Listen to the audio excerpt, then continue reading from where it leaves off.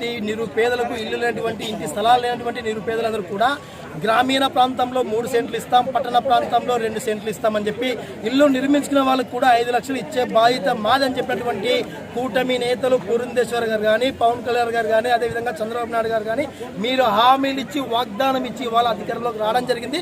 మీరు అధికారంలోకి వచ్చి దాదాపు 365 రోజులు కావస్తున్నప్పటికీ కూడా ఇచ్చినటువంటి హామీలను ఏ మేరకు మీరు నెరవేర్చారని చెప్పి వాళ్ళ మేము ప్రశ్నిస్తాం. అదే సందర్భంలో కనీసం ఒక విలేజ్లోనైనా పేద ప్రజలకు ఇల్లు స్థలాలు ఇచ్చారా, లేకుంటే ఒక పట్టణంలో అయినా మీరు ఇచ్చిన వాగ్దానం మేరకు ఇంటి స్థలాలు ఇచ్చారని చెప్పి ఇవాళ మేము ప్రశ్నిస్తాం. అదే సందర్భంగా ఇల్లు కట్టుకున్న వాళ్ళకి 5 లక్షల రూపాయలు ఇచ్చారని చెప్పి ఇవాళ అడుగుతున్నాం. అదే సందర్భంగా సూపర్ 6 పథకాలు ఇవాళ ప్రవేశపెట్టారు. ఈ సూపర్ 6 మొత్తం కూడా కేవలం ఒక 6 మాత్రమే మీరు అమలు చేశారు.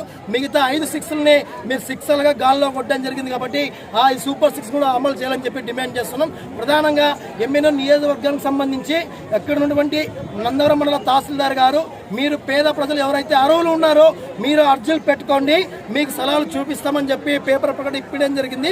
మన పక్కన ఉన్నటువంటి గోనెగండ్ల తహసీల్దార్ గారు కూడా మీరు అర్జీలు పెట్టుకోండి, పేదవాళ్ళు అర్హులైన వాళ్ళు కూడా మీకు ఇండ్లు చూపిస్తామని చెప్పడం జరిగింది. అదే సందర్భంలోనే కలెక్టర్ మన శనివారం రోజు కూడా వీడియో కాన్ఫరెన్స్ ద్వారా మొత్తం కమిషనర్లను తహసీల్దార్లు అందరూ కూర్చోబెట్టుకుని మీరు అర్జీలు పెట్టించుకోండి, అర్జీలు పెట్టండి, అర్హులైన వాళ్ళు కూడా చూపించాల పద్ధతిలో కలెక్టర్ గారు స్పందించి చెప్పినప్పటికి కూడా కానీ ఈ ఎమ్మెల్యే మండల తహసీల్దార్ మారు స్పెషల్ అధికారిగా ఉన్నారు. ఎవరు చెప్తే ఆయన మాత్రం వినడం లేదు.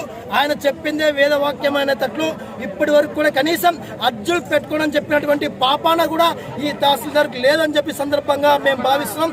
ఎందుకంటే ఈ తహసీల్దార్ 24 గంటలు బై 7 మాదిరిగా మీరు పనిచేస్తున్నారా, లేకపోతే మీరు కనీసం తినడానికి కూడా మీకు ఓపిక లేదా, మంచినీరు తాగడానికి కూడా మీకు ఓపిక లేదా, కనీసం పేపర్ స్టేట్మెంట్ కూడా ఇవ్వలేనటువంటి దుస్థితిలో ఇవాళ తహసీల్దార్గా ఉన్నారంటే మేము షేమ్గా ఫీల్ అవుతున్నాం. మేము గొంతెమ్మ కోరికలు కోరడం లేదు, ప్రభుత్వం మేనిఫెస్టోలో పెట్టింది కాబట్టి మేము అడుగుతున్నాం. కాబట్టి ఆ వైపున మీరు కూడా పేపర్ స్టేట్మెంట్ ఇస్తే చాలా మందికి తెలుస్తుంది.